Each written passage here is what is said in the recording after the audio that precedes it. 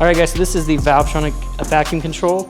This is a radio controlled design that will actually send a vacuum signal to each one of the valves and actually open or close the system. Right now, Beer is actually setting that up and basically running a vacuum line. This will be mounted inside the trunk hatch and then powered off the main car.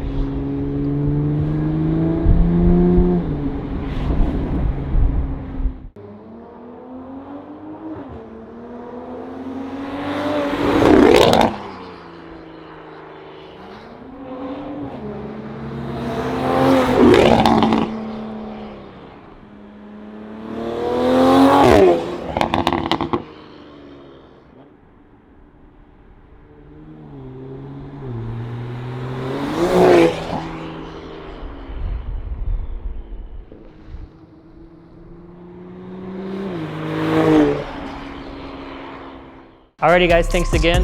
This has been our demo of the Valvetronic Designs exhaust. Thanks again to Valvetronic for letting us try this one out. We should have some more material coming soon, but definitely check this out on the website and hit us up if you have any questions.